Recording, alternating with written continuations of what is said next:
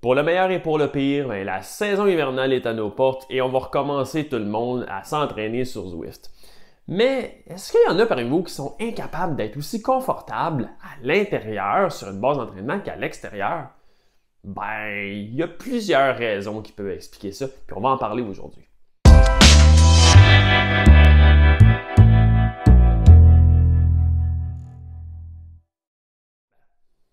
Après une longue absence, me voilà de retour avec les capsules du coin du geek avec Vélomag.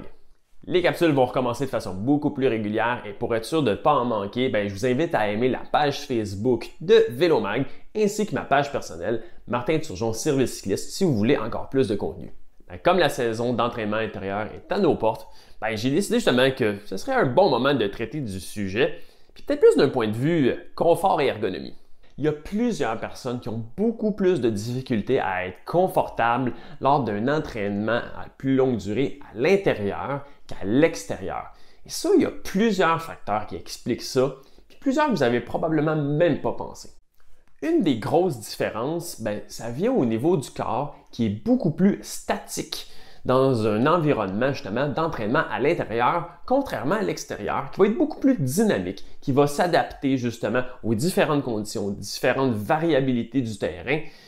Finalement, on va bouger beaucoup plus à l'extérieur qu'à l'intérieur où on va garder une position beaucoup plus statique, beaucoup plus fixe pendant des plus longues durées.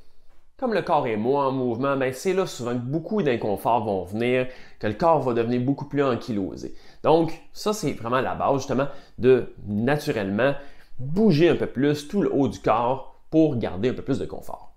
Mais si le corps est si statique, c'est aussi parce que le vélo, lui aussi, est statique. Quand on roule à l'extérieur puis que le vélo va avoir un mouvement latéral ou même justement va changer d'angle en fonction de la pente, naturellement, le corps va avoir tendance à bouger avec le vélo. Comme le vélo est statique et ne bouge pas ni latéralement ni avant-arrière, le corps a tendance à rester statique comme le vélo. C'est comme pas naturel de vouloir se lever sur le vélo pour une grimpe alors que le vélo il est parallèle au sol. Aussi, si le vélo il est un petit peu croche, il peut avoir beaucoup de compensation puis des points de pression qui vont pas être symétriques. Un autre facteur aussi, c'est qu'étant donné que le vélo bouge pas latéralement, ça peut créer des points de pression plus élevés au niveau de la selle. Il y a des tests qui ont été faits avec la cartographie de pression de selle, puis oui, on a noté qu'il peut y avoir une bonne diminution des pressions maximales sur la selle si on utilise des plaques mobiles, mieux connues sous le terme de rocker plates. Ces plaques-là vont créer beaucoup plus justement de mouvement, une dynamique qui est beaucoup plus comme à l'extérieur au niveau du vélo. Et oui, ça peut non seulement sembler plus réaliste, mais aussi aider au niveau du confort. Un autre facteur que vous n'avez probablement pas pensé du tout, c'est l'aérodynamisme. Bon, comment que l'aérodynamisme vient jouer quand on est à l'intérieur? C'est que justement, l'absence de résistance au vent change la dynamique, la répartition de poids sur le vélo. Par exemple, un cycliste typique avec les mains sur les leviers à 30 km/h va avoir dans le fond une force de entre 3,5 et jusqu'à 4 livres de force qui va être appliquée sur lui vers l'arrière par le vent. Donc finalement, c'est 3,5 livres à 4 livres de support qui l'empêche de basculer vers l'avant.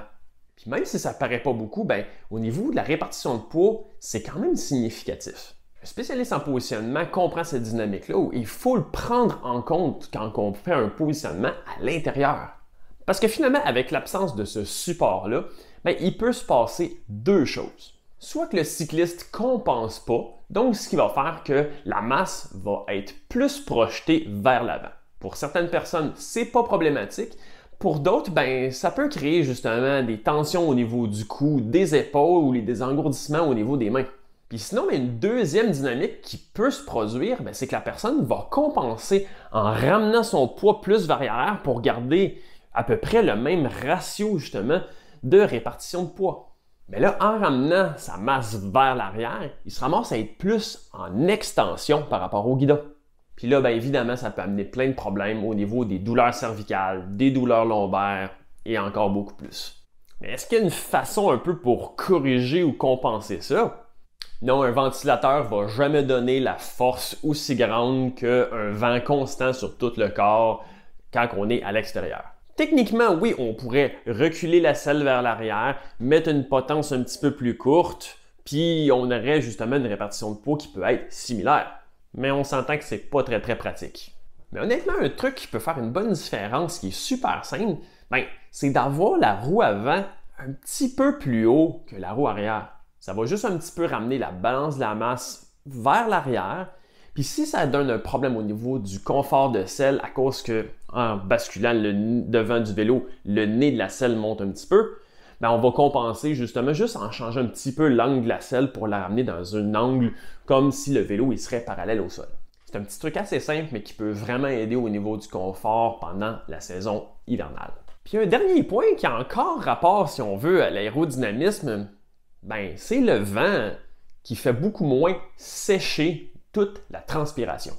Mais là, je parle principalement de la sueur puis de la moteur qui va s'accumuler à l'intérieur du cuissard. Parce qu'en général, le ventilateur va être pointé sur le haut du corps, la tête, parce que c'est là qu'on dégage le plus de chaleur.